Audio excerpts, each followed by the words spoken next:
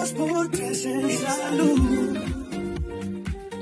Saludos amigos, qué honor volver a encontrarnos en esta nueva versión de 2x3 en Salud, su programa especializado preparado con todo el cariño que nos caracteriza. Saludos Doris. Hola Tati, ¿cómo estás? Bien, ¿y tú? Yo estoy bien, contenta y como dices tú, agradecida de que nuestros televidentes siempre estén ahí, siguiéndonos y comentándonos lo que hablamos y los invitados que traemos al programa. Bueno, el doctor Jorge Marte fue una sensación. Una sensación. La verdad que mucha gente me escribió para decir que estaba viendo el programa y que le gustó mucho esa entrevista. Porque con el doctor Marte hablamos más allá de medicina. Por supuesto, nunca dejamos de tratar los temas de salud, pero con él hablamos de diplomacia. La verdad que es increíble. A la gente le interesan esos temas, porque es un mundo como que la población en sentido general no lo domina muy bien, no sabe muy bien qué hace un diplomático. Y de un país como Argentina, que es tan interesante, tan Europa, en América Latina. Exactamente. Y entonces, pues, fue bonita esa experiencia que está viviendo. Y antes, Tati, de pasar a temas de salud,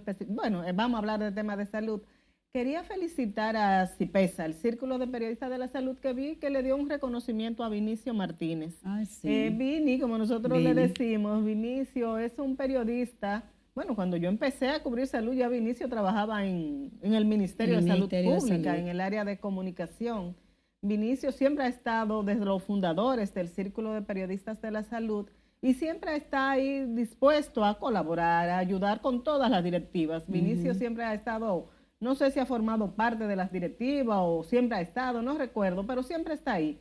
Es una persona de esas personas de apoyo, una persona muy noble, Vinicio, y quiero felicitar y creo que fue muy atinada la decisión de CIPESA, de la actual directiva de CIPESA, de reconocer la labor de Vinicio. Bueno, sí, y honra siempre. Así es. Bueno, Doris, y en otro orden, queremos comentar una situación que aquí no estamos así, pero que nos afectó en su momento, y es el dengue y la chikungunya dándole fuerte a Cuba en este momento.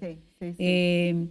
La chikungunya, recuerda que aquí hay gente que todavía le duelen las articulaciones. Fue en el 2016. Sería. 2016. Sería, o fue el Zika en el 16. Fue 14, creo que fue en el 2014 que tuvimos esa gran epidemia de chikungunya. No, el 16 casi, 15-16, porque estaba la doctora Altagracia Guzmán en el ministerio todavía, ciertamente. Entonces, está siendo afectada. Ojalá los cubanos tienen mucha experiencia en sistemas de salud. A ellos les falta recursos, dinero. Falta recursos. Pero un personal preparado y con vocación y con calidad sí lo tienen. Y de eso vamos a hablar un poquito hoy con nuestro invitado que se formó justamente una parte en Cuba. Sí, pero recordar la chikungunya aquí cuando la transmite el mismo mosquito, el Aedes aegypti, que es el mismo que transmite el dengue, o sea que lo tenemos en República Dominicana el mosquito, no digo que la chikungunya, y recordemos que cuando hubo ese gran brote, fue una epidemia que tuvimos en República Dominicana, pues se estima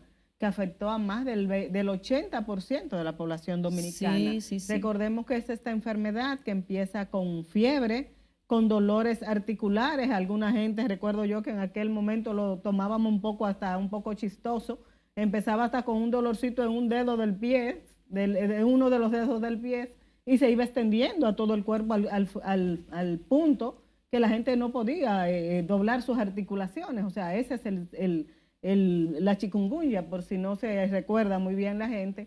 Y veo que el Ministerio de Salud Pública anunció que está reforzando la vigilancia y llamando a la población a evitar los criaderos del mosquito. Yo creo que la población dominicana sabe muy bien cuáles son esas medidas que se deben tomar para evitar que se críe el mosquito transmisor del dengue, la chikungunya y el Zika. La verdad que el mosquito Aedes aegypti tiene lo suyo, porque es responsable de por lo menos 4 o 5 enfermedades.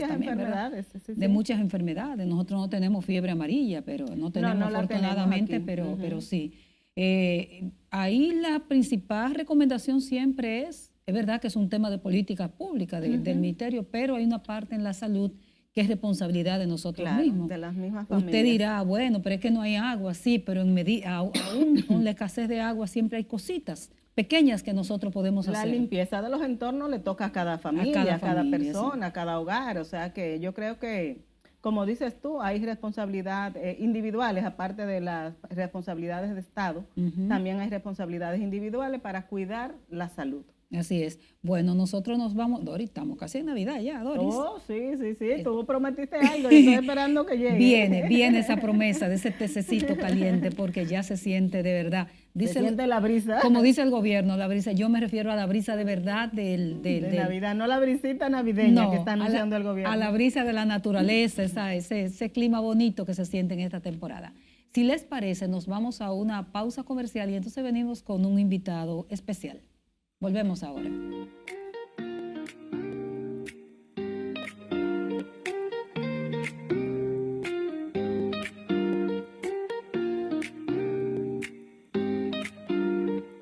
Dos por tres en salud.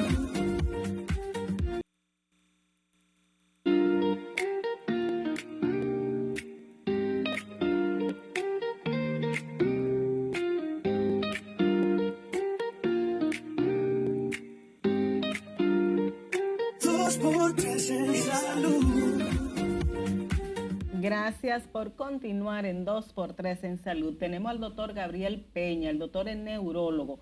No sé si ustedes lo recuerdan, él había venido aquí con nosotros, le habíamos dado un espacio pequeño y nos dejó tan emocionada con el tema que estábamos tratando con él que decidimos invitarlo de nuevo y darle todo el espacio para hablar de esta situación que preocupa tanto a la población dominicana y que está afectando tanto a nuestra población, que son los accidentes cerebrovasculares o todo lo que tiene que ver con nuestro sistema cerebral. Doctor, bienvenido. Muchísimas gracias. Gracias. Pero con el doctor vamos a presentarlo un poquito también, Doris, que nos diga quién es, doctor, de dónde es usted aquí en el país y de dónde estudió. Exacto. Sí, una presentación corta. Yo vengo del sur, vengo de Baní. ¿Usted banileo? Sí, de una familia humilde. Y mis estudios fueron inicialmente en Baní, los básicos, secundarios, luego vine a la Universidad Autónoma de Santo Domingo. Después de eso tuve una parte de mi formación aquí en Administración en Salud, luego me fui a España. ¿Medicina la hizo aquí? Medicina en República Dominicana en la Universidad Autónoma de Santo Domingo. Perfecto. Y también hay una parte en Administración, en calidad y eso que hice también desde aquí en universidades de fuera. Perfecto. Y la otra parte, ya la más importante, la de investigación, neurología y la subespecialidad o las subespecialidades, fueron en Cuba, España principalmente. ¿Y cuáles son esas subespecialidades que usted tiene? Accidentes cerebrovasculares, okay. Fisiología y neurociencia en investigación. Qué bueno. Y la última ahora es un máster en Dirección Estratégica de Organizaciones de Salud, para aprender más sobre calidad y organizar. ¿Y cómo se puede estudiar? Generalmente se estudiar fuera tiene uno que no estar casado, porque sí, es un dilema. ¿Cómo hizo usted? Sí, ¿Se fue becado? Esa es una parte importante. Yo tengo una historia que es muy bonita, muy bonita. Porque, ¿qué pasa? Yo tenía la intención de quedarme en España haciendo la neurología. Tenía muy buenas condiciones. ¿Después de irse de Cuba? No. Primero estuve en España haciendo el máster de Fisiología y Neurociencia. Y ya con eso para tomar la decisión de estudiar neurología. Pero resulta que estaba muy lejos de la casa. Sí, España, muchas horas. Muy lejos de la casa. Entonces yo opté por una opción más cercana, que me permitiera estar cerca de los míos en varias etapas, cuando tuviera la disponibilidad. Y Cuba era fenomenal para ese punto. Cuando viene a ver, estaba el doctor enamorado aquí, no quería irse tan lejos. Sí, estaba. Enamorado, yo me lo imaginé. ¿Y que tú comes que adivina? Yo iba con un permiso de licencia temporal, decía, tiene que estar aquí. Bueno. Y opté por lo de Cuba. Por irse a Cuba, sí, más cerca. Sí, también tenía la buena experiencia y las buenas recomendaciones de la salud cubana, o sea, el sistema de formación cubano, y sí lo constaté. Entonces, valía la pena optar por Cuba. Entonces terminó en España hice la maestría en España. La maestría en España y luego entonces neurocirugía se va a hacerla a Cuba. Neurología. Neurología Sí. Perdón, neurología a Cuba. ¿En qué hospital? Eso, ¿En el Almejeira? Yo estuve en el Instituto de Neurología y Neurocirugía de La Habana, el famoso Instituto de Neurología del doctor Estrada, que era el gran maestro de la medicina neurológica cubana, que fue que fundó la Escuela de Neurología Cubana. Ellos tienen su historia igual que nosotros, muy estructurada, muy bien documentada, muchísimos libros publicados, y allí quedan formando los nuevos neurólogos, mentores como el doctor Mutelier, mentores como el doctor Goynochea en neurocirugía. Sí, muy conocido. Sí, en el de la Almejeira, no recuerdo ahora bien el nombre de él porque solamente lo vi para el examen estatal. Allá la política de exámenes orales, y te evalúan primero en tu centro, tú tienes que, es decir, pasar en tu centro y luego te pasan entonces a otro centro de igual capacidad. Como estatal, entonces un examen estatal. Un examen estatal del Estado. Para poder aprobarse en la especialidad. En la especialidad. Oral. Sí. Antes me decía el doctor José Joaquín Puello, también neurocirujano, que en la UAS era orales. Que era un panel.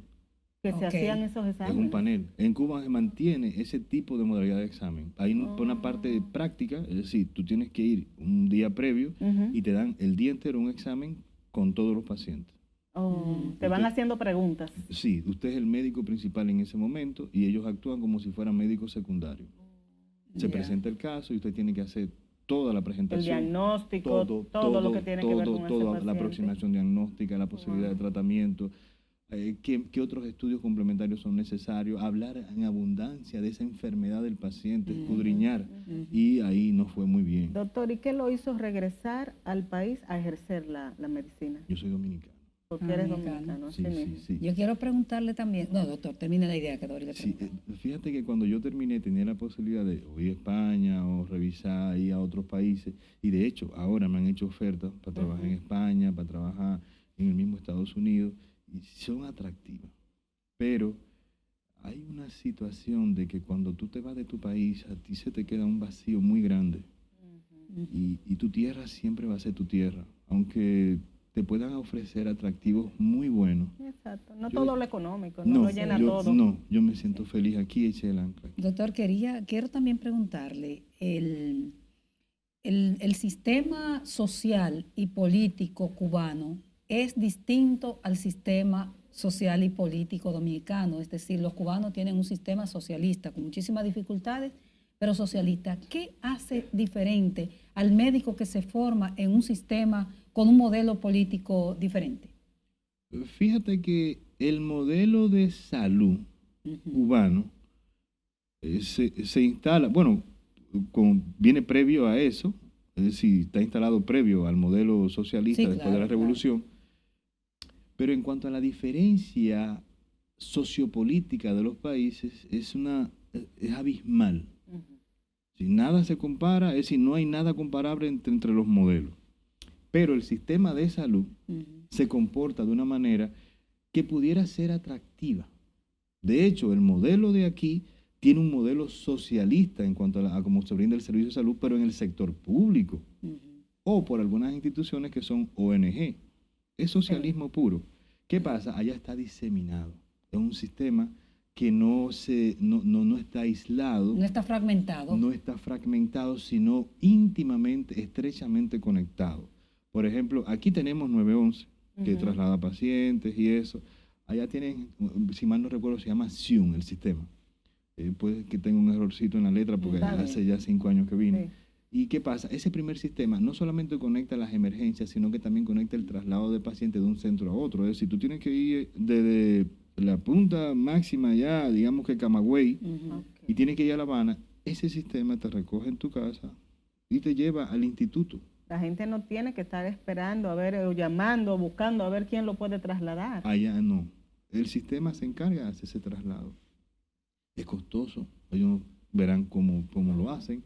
Y la otra particularidad es que los hospitales están interconectados. Es decir, hacer una referencia en Cuba no es una situación... No es traumático. Claro, te van a referir si es absolutamente necesario. Necesario, exactamente. ¿Y cómo llega el paciente? Llega con este sistema de Cuba, ¿no llega ese paciente ya como lo vemos aquí, que llega ya al hospital quizás en condiciones muy tardías en sus condiciones de salud? Que a veces el médico no puede hacer muchas cosas para salvarle la vida. No, mira, la experiencia que yo tuve en Cuba fue la siguiente. El paciente llegaba en muy buenas condiciones, llegaba con un tratamiento previo, ya establecido, que manejaba su enfermedad de algún modo. Porque ellos tienen atención primaria. Exactamente. Claro. Allá empieza el modelo de la atención, que era la segunda parte, porque le hablé fue el modelo de acceso al sistema. De acceso al sistema, Entonces, el modelo de atención empieza con atención primaria, pero esa atención primaria es integral. casi siempre hay un médico de medicina familiar en las unidades de atención primaria. En las comunidades. Ellos se lo pueden permitir. Sabemos cómo es el socialismo. Sí. Y resulta que este médico de atención primaria maneja fichas de salud. De las familias. De las familias y de los individuos, obviamente, particulares. Sí. Y, por ejemplo, una enfermedad común en nosotros viene siendo una CIDP. El médico de familia sabe que tiene una CIDP en el barrio. Y sabe que en el momento en que se complique cualquier situación, se comunicaba con nosotros al centro y nosotros lo recibíamos o por consulta o directamente al centro por el área de atención. Los refería. De una vez. Ya ustedes sabían, perdón, Tati, ya ustedes sabían que ese paciente iba para allá. Iba para allá. Eso, por supuesto, evita mayor morbilidad y mortalidad. Exactamente. Y un tema importante que estuve escuchando en la primera parte del programa era que por eso ellos tenían un manejo más eficaz de epidemias como la chikungunya y el Zika o el dengue. ¿Por qué? Porque ellos manejan por sectores. ¿Tienen población organizada además? Sí, la población está ¿Cuántas organizada. familias, doctor, para una... Igual que aquí le decimos unidades de atención primaria, pero allá tienen, supongo, sí, otro nombre. el mismo número, el unas mismo 500, concepto. 600 familias. Ok. Por un equipo médico. Exactamente. Un médico de enfermeras y trabajadores De ahí es sociales. que sale la fumigación, no sale del sistema provincial de salud pública. Se provee al centro. El mismo centro. El mismo centro. Bueno, la OPS y los organismos internacionales tomaron en cuenta, y hay que decirlo, señores, porque la historia se olvida, la experiencia cubana de la atención primaria para diseminarla. Sí, porque es muy buena en ejercicio. Muy buena en ejercicio. Y es lo que le digo, cada centro de eso está conectado. Por ejemplo, a mí me tocaba, yo estaba asignado al Moncada, al centro Moncada, que queda en 23A. Yo vivía muy cerca, entonces como médico especialista, yo tenía acceso a poder participar en las tareas y las actividades, y si había una urgencia médica, de ahí era que me llamaban y yo tenía que hacer pesquisaje. Yo estaba en formación neurológica, yo salía a hacer pesquisaje casa por casa del sector. Doctor, ¿y el médico está asignado a un centro específico allá o surge como aquí que quizá el médico está en demasiados sitios a la vez? No, el médico practicante cubano está en un sitio. En un lugar, y ahí entonces atiende ahí. Nosotros ya vamos a hablar del modelo formativo. Sí. Y el modelo formativo nos mostró lo siguiente. Por ejemplo, en el centro que yo estaba era específico de neurología, neurocirugía, había otras especialidades de apoyo, medicina interna, endocrinología, pediatría, endocrinología, habían especialidades de apoyo, pero habían al menos, si no me equivoco, entre 30 neurólogos trabajando, cerca de 30, en áreas de investigación, clínica, etcétera. Y habían en neurocirugía igual, cerca de 20. Ellos tienen definitivamente un modelo que por eso comenzamos por ahí. En un solo centro. Exactamente. En un solo centro lo tienen todo ahí. Exactamente. Lo tienen todo. La parte política y el modelo funciona mucho, pero nosotros nos hemos concentrado estratégicamente en esta primera parte de la formación del doctor, porque viene de un país formado de manera diferente. Pero el doctor nos va a dar un verdadero banquete sobre este problema que está afectando tanto a la sociedad dominicana y que preocupa tanto, que son los accidentes cerebrovasculares con diferentes nombres. Sí. Ictus o como se le llame. Stroke, ictus, apoplejía. Regresamos ahora con el doctor Gabriel Peña.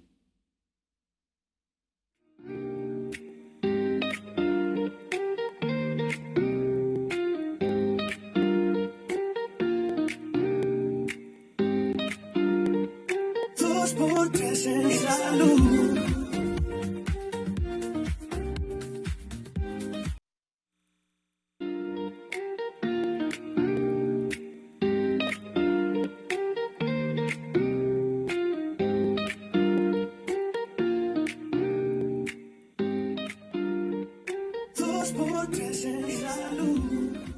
Estamos abordando el tema de los accidentes cerebrovasculares con el doctor Gabriel Peña. El doctor es neurólogo y se ha especializado en este y otros temas vinculados a toda esta área importante de la salud.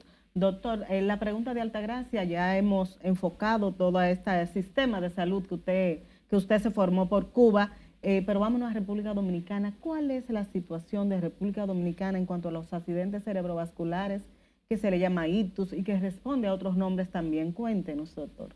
Sí, un placer, licenciada. Sí, con el tema del accidente cerebrovascular, nos vemos frente a una situación que a veces es llamado pandemia. Pandemia. Sí.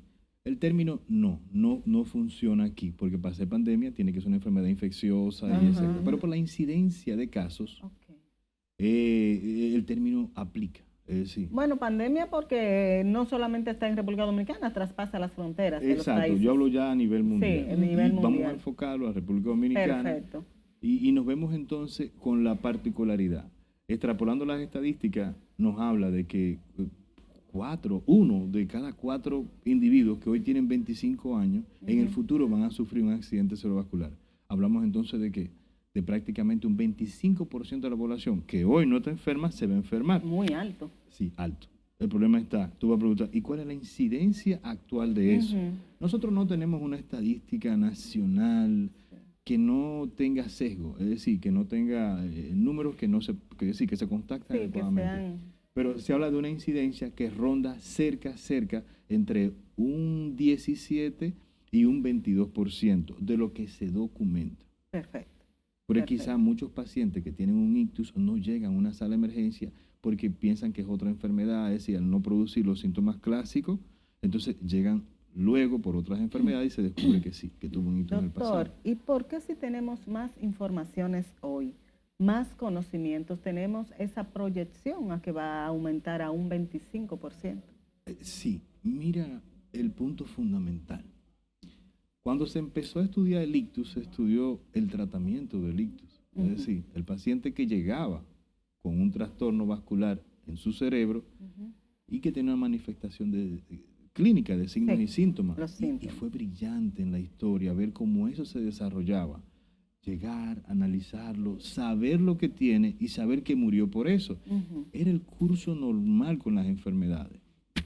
Resulta, y viene el caso, que con la evolución de las sociedades hay enfermedades que se hicieron muy frecuentes, que no existían. Accidentes de tránsito no existía porque no habían coches antes. Exacto. Ahora resulta que tenemos accidentes cerebrovasculares que están aumentando en cuanto a su incidencia y el número de casos nuevos.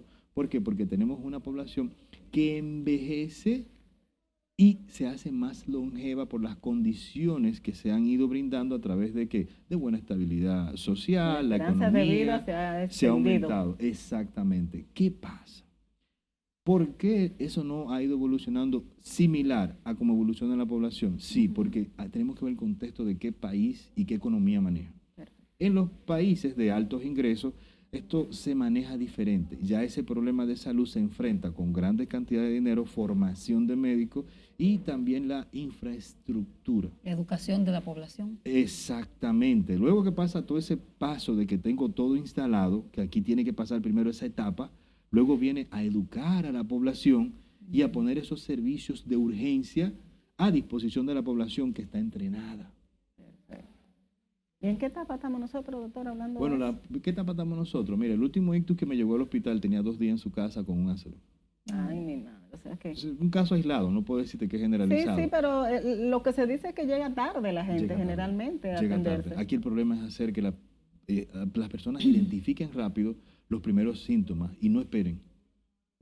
Y encontrar dónde ir, doctor, porque esa es otra cosa. Ese es el dilema. Por eso te hablaba primero de que tiene que haber montado entonces, en el sistema de salud una serie de elementos que son clave. Estructura, capacidad del personal y esa función de servicios establecida a través de protocolos, guías, etcétera. Y después que tú tienes eso, también el sistema de traslado, ya la población solamente hace la alerta, el toque y el sistema responde. Alrededor de 25,000 accidentes cerebrovasculares se registran al año en el país y no recuerdo la cantidad de muertes, pero también alta. 7,000 muertes. Es mucho, doctor. Sí. El problema de eso es que también hay 7,000 con discapacidad, o un número que puede ser más alto, porque esa estadística se hizo basándose en un estudio con una población que representaba al país completo, pero se hizo más hacia el norte. Doctora, a mí y Doris, una de las cosas que más me preocupa, de los aspectos que más me preocupa de ese tema en específico es la población.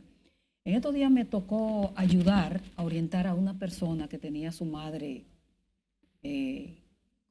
cursando un accidente cerebrovascular. Y por más orientación que le di, no llévala, mira, el dinero está hecho, tú lo buscas donde sea. No, que le tengo miedo al dinero. No llevaron a la señora, la llevaron a un centro y la sacaron porque ellos no podían con el dinero que ellos suponían Que iba a pagar. Le iba a hacer, y la señora, no sé si habrá muerto, pero estaba ya sin habla y todo eso, o sea, se deterioró de manera importante. Entonces, me preocupa, Doris, la falta de conocimiento que tiene la gente en materia de salud, en este caso, y usted hablaba del sistema cubano, cómo la gente identifica, y entremos a esa parte, cómo yo identifico como ser humano común y corriente que estoy cursando un accidente cerebrovascular. Sí, esa es la esencia y es el tema más importante. El momento clave. Punto cero, inicio cero. Yo estoy bien y paso a tener una serie de síntomas que cambian lo que yo soy normalmente. El accidente cerebrovascular, nosotros nos guiamos como especialistas de una evaluación muy estructurada para nosotros saber la magnitud del daño, qué representa, qué abordaje debe llevar. Pero ¿qué pasa? En cuanto a la población se resumió. Lo primero fue que surgió la estrategia FACE de inglés. Luego se hizo una en Texas nueva que la cambiaron por rápido, ¿sí? Para ayudarnos a los latinos. A los latinos. Sí, en vez de usar FACE, usamos rápido. FACE. Aplatanarla. Sí. Y es muy fácil para nosotros aquí entonces explicarla. Sí. FACE, allá decían, FACE era como si fuera cara, pero sí. Obviamente no. Tenía la sigla, empezaba con la F, luego seguía con la A, después seguía la C, después seguía la E. Pero cada una de ellas decía, ¿qué va a observar el paciente? Asimetría facial, face, en este caso, con la A, también identificaba las extremidades, arms, con la C, era una S, perdón, era el speech en este caso, y la E era avisar a emergencias rápido. Se hacía engorroso entenderlo, ahora está rápido. ¿Cómo? Explíquenoslo en rápido y con específicamente esos signos y síntomas. Exacto, con la estrategia rápido empieza con la R, luego sigue la A y el acrónimo completo.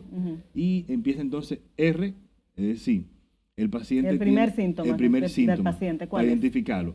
Ellos usaron, a veces si lo vemos así directamente, como que uno dice, bueno, yo hubiese usado otra palabra, pero espérate, estamos haciendo rápido. Y una era reconocer en ese momento, reconocer el cambio, ya sea en la cara o en una extremidad. La que sigue habla de la extremidad, pero la otra es reconocer el cambio brusco en el paciente de que algo no va bien, ya sea que cambió algo en su cara, que fue muy rápido, etcétera, como dice la estrategia rápido. Luego va en rápido, sigue la A, y en este caso es que el paciente tiene adquirió o como un estado de imbalance rápido, es decir, perdió movilidad. Primero podría ser algo en la cara, primero un en cambio, la cara. luego La cara siempre es lo más importante, sí. Entonces las extremidades, ¿siente el paciente que pierde el equilibrio, Gerard? Exactamente, el paciente tiene un imbalance. Un imbalance, exactamente. La sacaron a sí mismo, es un trastorno del balance. Después sigue en la estrategia rápido, sigue la P, que en este caso era de identificar el signo característico a que perdía una capacidad. Es decir, el paciente no podía hablar. Hablaba estropajoso, como se dice. Estropajoso es el término dominicano, se dice tropeloso. Estropeloso, ok. Sí, tropeloso. Es como tropeloso. Sí, identificaba eso.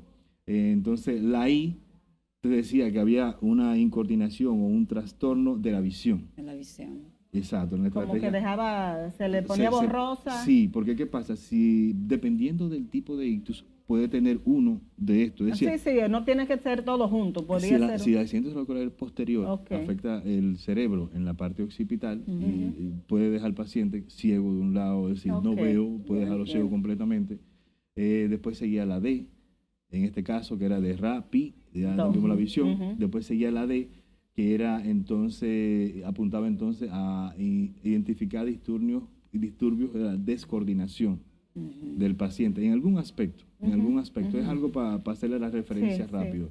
Sí, es muy fácil implementarlo. La última, que era ya la O, era la oportunidad, es decir, avisa. Salir corriendo. La oportunidad. Inmediatamente. Doctor, estos signos y síntomas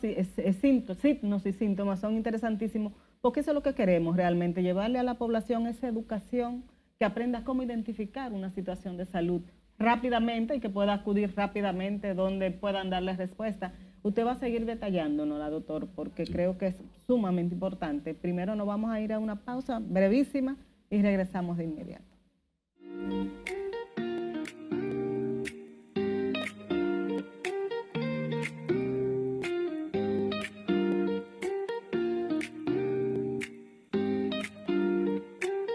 2x3 en salud.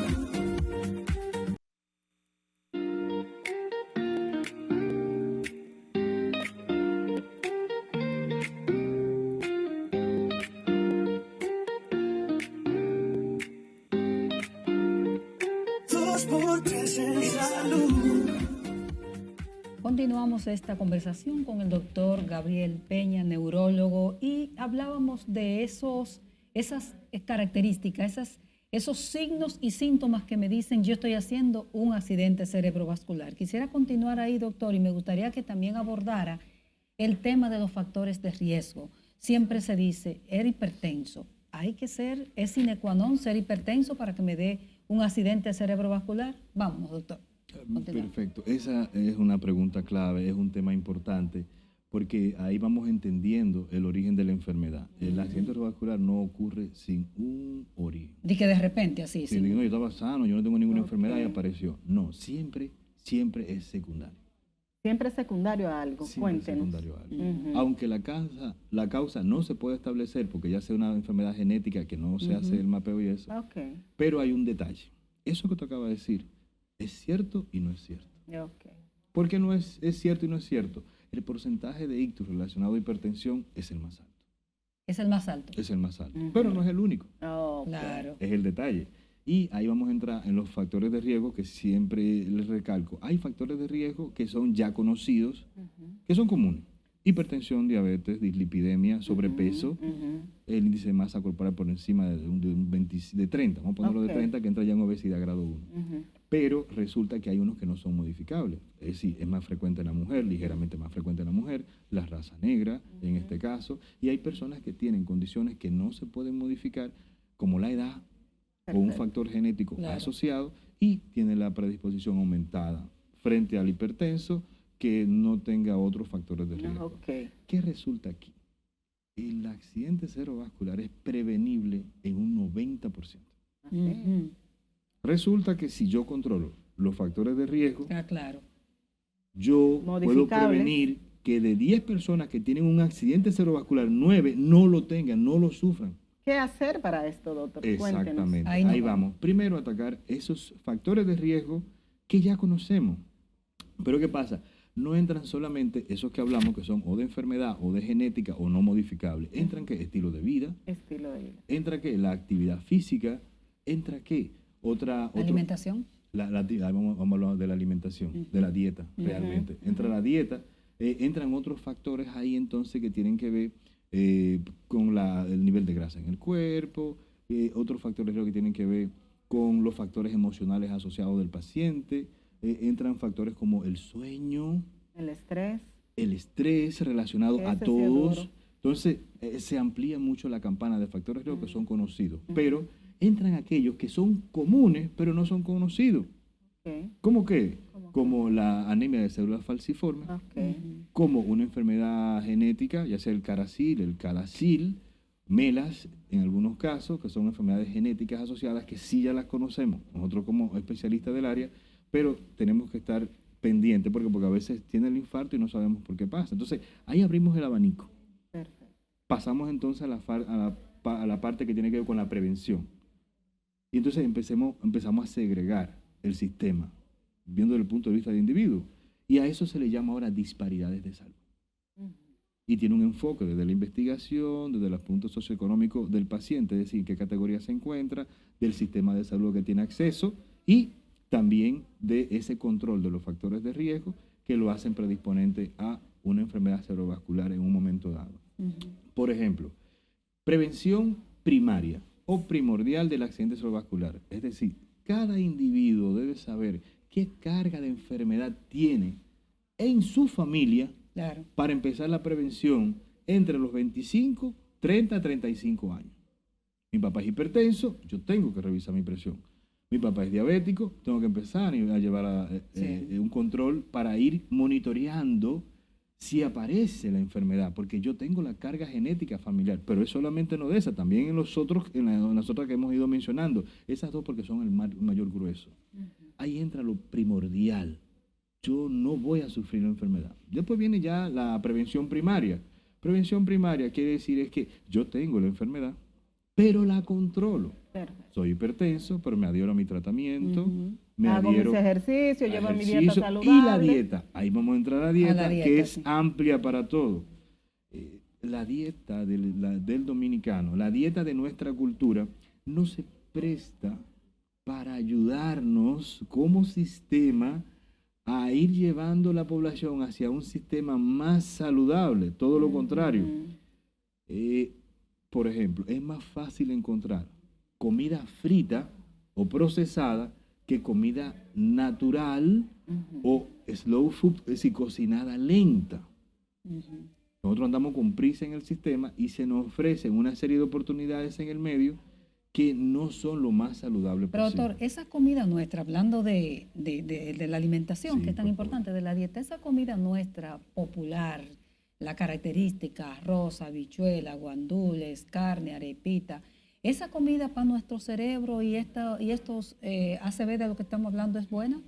Bueno, básicamente tenemos una historia comiéndola completamente. La vida. Toda la Sí, vida. toda la vida. Hablar en contra de nuestra comida es hablar en contra del plato dominicano, pero combina algunos aspectos que en esencia, desde el punto de vista de una dieta enfocada, saludable, ahí a crear un proceso metabólico interno para su procesamiento que sea un poquito más colaborativo y no produzca tanto estrés oxidativo, que al final es lo que produce las enfermedades. Combina aspectos que a veces uno dice se contradicen. Por ejemplo, el arroz con habichuelas, carbohidrato con carbohidrato. Okay. Y sí, el plato típico es arroz, habichuela y carne. Y también, está bien ahí.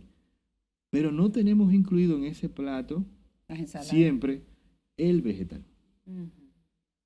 Lamentablemente. ¿O las proporciones, doctor? Las proporciones son contrarias. Aquí se habla de que yo voy a hacer arroz. Con habichuela. Con habichuela. Y tú le preguntas, ¿y qué vamos a echar? ¿Y con qué lo va a acompañar? Sí. Y resulta que yo aprendí que no, que realmente el plato principal es la proteína. En la La proteína. carne. Y tú decides con qué acompañarla. Aquí Sí. al revés. Que los totalmente al españoles revés. lo hacen muy bien, Exacto. eso, que es su plato de carne. La mayoría de los países desarrollados, pero vamos a hablar de nosotros, que es que nos toca. Sí. Nosotros hacemos el arroz y después decidimos con qué acompañarlo. Sí. Sí. Vamos a ver, voy a echar un huevo, voy a echar Exacto. un pollito o voy a hacer una sardinita, pero resulta que en otros países han visto que Es al realmente, revés. del punto de vista saludable es lo contrario, tú tienes que garantizar la proteína. Y tú Correcto. entonces con la guarnición Sí. complementas para que te llenes suficiente y que complementes ahí con carbohidratos, vitaminas y minerales esa proteína que Que es se esencial necesita su para el poquito cerebro. también, pero Exacto. entonces ahí vienen los costos, el costo también. Sí, el doctor. costo sí es un dilema. Que nos pero favorece mucho. O el tema de una isla llena de pescado y entonces que es carísimo el pescado. También. Sí, son cosas disparejas que se ven, pero resulta que la mayoría de las estrategias de dietas que se utilizan para la prevención primaria o prevención secundaria del ACV no tiene un impacto económico en el paciente alto. Ah, No. ¿Por qué? Porque, por ejemplo, la estrategia DAS, que es la que más promovemos, es una dieta que es baja en sal y baja en grasa. okay. Obviamente baja también en condimentos Pero artificiales. recordemos que para el dominicano, si está baja de sal, no está buena la comida. Ese es el No problema. tiene buen sabor. Eso Ese es es así. mi problema con los pacientes. Con los pacientes. Es explicarle que yo no aguanto que eso sin usted sal. tiene- Exactamente. Sí. Y yo le explico, ¿tú quieres sabor o quieres alimentarte? Nosotros queremos sabor. Ah, ¿Tú estás desabrido? Ese es el tema del dominicano, Sí. ¿cierto? Queremos azúcar, sí. queremos grasa. Sí. Y Si no, la no le famosa- encontramos mala. No, y yo vengo del campo. La famosa sosa. Ah, sí, una comida Es la sosa. salsa. Eso está sin sosa, no tiene salsa. No tiene salsa. Y resulta que la salsa tiene un alto contenido de ¿qué? De grasa, de Y por concentración ejemplo, de el los concón condimentos. salteado, que dicho sea de paso, en Bonao lo vende riquísimo. Así mismo. Ese conconcito Entonces, con estamos habichuela. hablando de que el factor de la dieta en nuestra población hace un empuje fenomenal. Para todo esto. ¿Para qué? Para que el dominicano tenga como principales enfermedades diabetes e hipertensión. Si esa dieta, bueno, que la tenemos de toda la vida, pero si la combinamos con ejercicio, nos ayuda mucho más, doctor. Hay que modificar la dieta. Hay que modificar la Hay dieta que quiera, crear- obligatoriamente. hay que quiera. ver, sin perder la esencia, sin perder la esencia. Sí, porque el arroz de habichuela no hace daño. No hace daño. El problema es la cantidad de cosas que se hacen. La sal y el aceite que se le pone al arroz. Que yo aprendí fuera de aquí. Al arroz no se le pone aceite. No se le debe poner aceite. Y en última instancia, si hay que ponerle, lo echamos de extra virgen, que también es costosísimo. Sí, pero debería estar, exacto, muy costoso y debería ser con el arroz frío. Porque si lo hace caliente se vuelve, se degrada y se satura. Doctor, hay un tema, todavía tenemos tiempo, que se desprende, Doris, de todo eso y que tú lo planteabas hace un ratito. ¿Qué vamos a hacer? En una jornada que tuvo Sedimata hace unos días, la jornada Juan Manuel Taveras, plantearon una red, no es que sea una novedad, pero yo lo escuché ahí, plantearon la creación de una red de centros, creo que decía una doctora, no me acuerdo, Inoa. Hablaba de 60 centros y 12 grandes hospitales, que el ministerio está involucrado en eso de alguna manera y que tiene una asesora. ¿Qué es lo que usted piensa desde la óptica? Usted también viene de 2 países importantes en salud. ¿Qué es lo que usted cree que se debe hacer? Porque ya el problema está descrito, como decía Carlos Marx. Ese es el problema, ya está ahí. Ahora, ¿qué hacemos? Sí, fíjate que la estrategia ICTUS-RD, que así se ha denominado, busca exactamente hacer lo que hemos comentado en la primera parte del programa. Pero doctor, nos dice Ariel que tenemos que irnos a una pausa comercial. De acuerdo. Si usted quiere, desde que entremos, usted comienza ahí mismo. ¿Qué hacer? ¿Volvemos ahora entonces?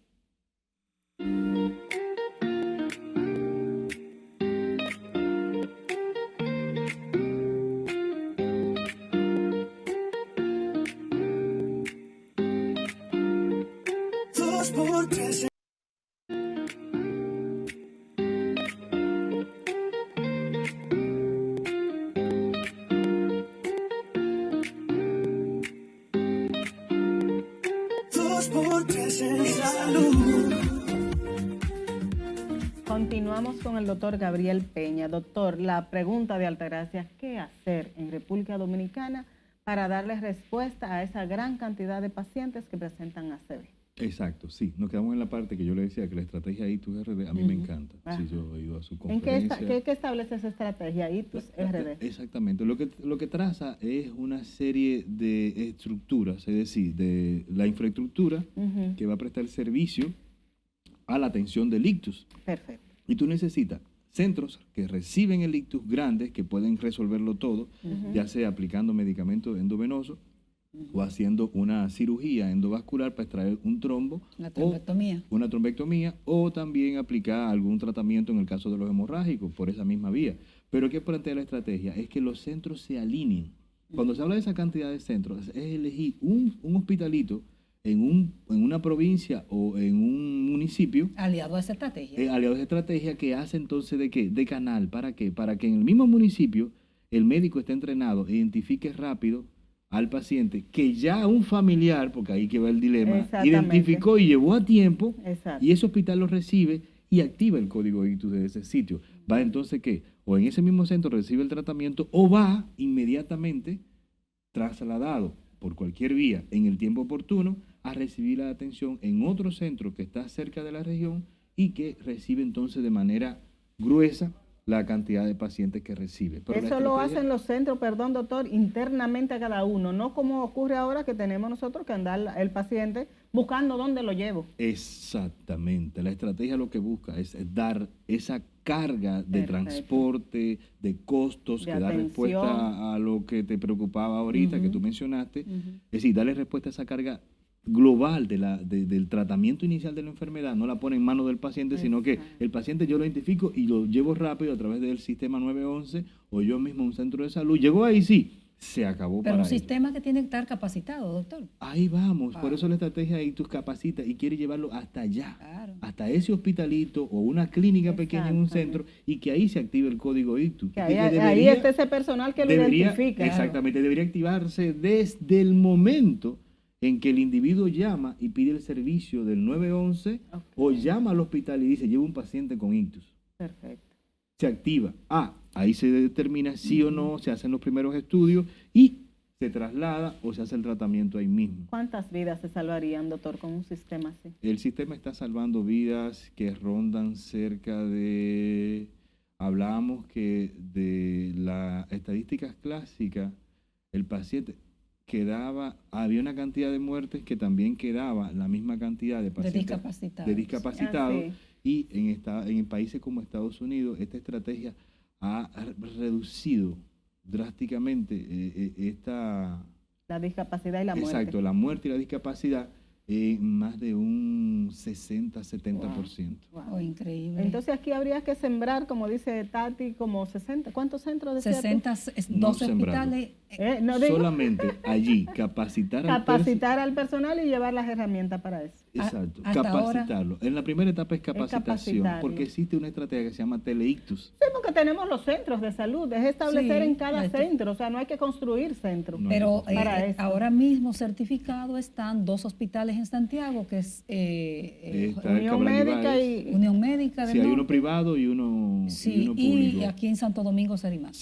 Sí, la estrategia muy pocos, o sea, la gente no tiene posibilidad. No.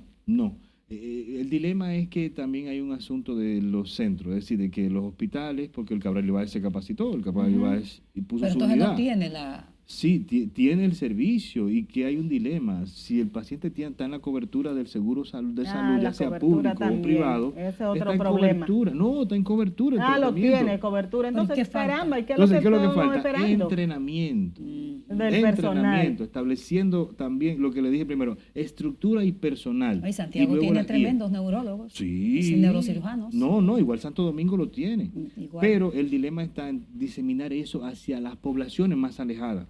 Sí, estamos hablando de aquí cerca, pero está Baní, San Francisco, Barahona. Sí, pero está San Juan, Bauruco. En el este, bueno, hay varios hospitales privados en el este, pero sí, pero hace falta. Hace falta diseminar rápidamente estas capacitaciones, establecer el código ITUS, establecer las rutas, en este caso, se hace inminente. A mí me preocupa mucho la gente, Dori, perdóname.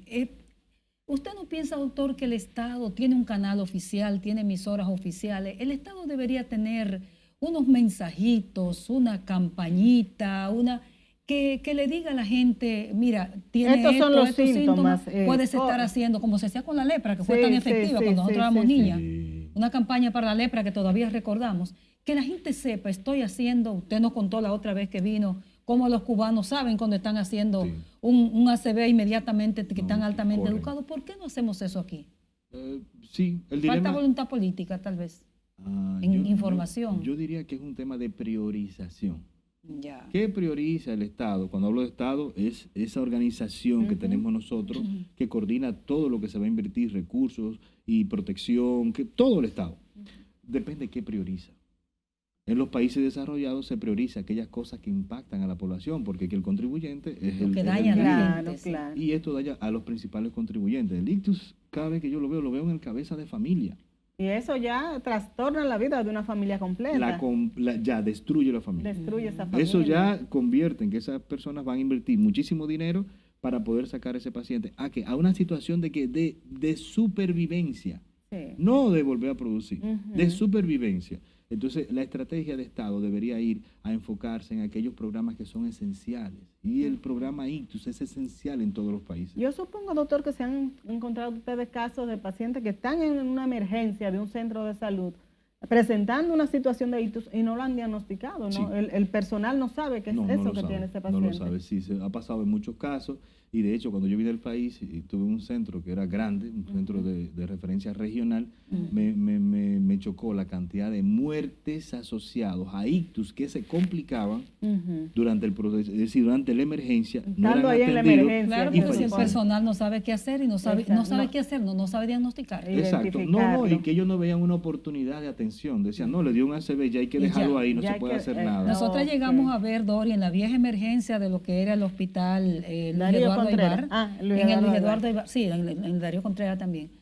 Camillas llenas, completas. Se tiene un ACV y lo veíamos. Sí, lo dejaban ahí y no pasa nada. Como que ya tiene un ACV. Como una sentencia de muerte. Como una sentencia de muerte. Cuando realmente era el punto clave de atención, es ese momento, ya sea para instalar prevención secundaria, ya sea para instalar un tratamiento inicial efectivo, que es el que lleva, porque tiene su tratamiento, como hablamos en el programa pasado, y no se hace. Se hace, sí. Los centros certificados tienen esas rutas y de que llegue el paciente se identifica, se diagnostica y todo eso. Pero ya cuando llega quizá el paciente a ese centro certificado ha pasado mucho tiempo, es lo más probable. Ahí va el dilema. Si no llega en el tiempo oportuno, entonces ahí caemos en el dilema siempre de la estrategia. Tiempo es cerebro. Exacto, exacto. Mientras más tarda, doctor, peor. En estos últimos minutitos que nos quedan, nos gustaría entonces algunos tips, como siempre dice Doris, de educación para la población. Ya sabemos que los accidentes cerebrovasculares afectan a personas hasta de 25 años de edad, que se ha alarmado sobre eso también. ¿Cuáles son esos mensajitos claves que la gente debe saber para cuidar hasta su cerebro? Porque el cerebro se cuida. Sí, sí. Sí, eso lo pensé y lo estructuré de la siguiente manera. Lo primero que la población debería llevarse... Dicen que nos queda un minuto, doctor. Sí, la población debe llevarse el tema de la dieta. Dieta saludable. Segundo, ver su carga de enfermedad. Acudir a un médico para que el médico le haga chequeos rutinarios de hipertensión, diabetes, colesterol. ¿Qué pasa? Agregar algo de ejercicio a su vida. Aunque sea camine un poquito. Aunque sea camine. Cuarto, identificar rápido síntomas que no estaban y aparecen y decir, esto es un infarto y que me lo demuestren allá. Pero vamos rápido porque solamente hay 4 horas y media para que ellos empiecen el tratamiento. Pero no es que lo van a empezar en 4 horas y media. Tengo que llevarlo lo antes posible. Ahora.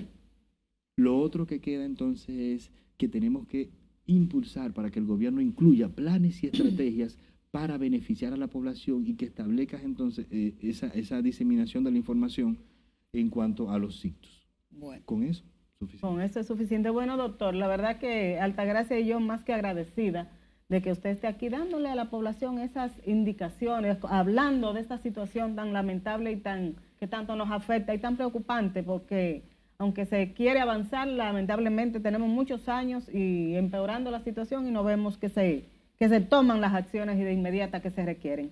Así que, doctor, muchísimas gracias. Gracias a ustedes, a chicas, nuestros por amigos televidentes, nosotras agradecidas y felices de que siempre nos acompañen y será hasta la próxima semana.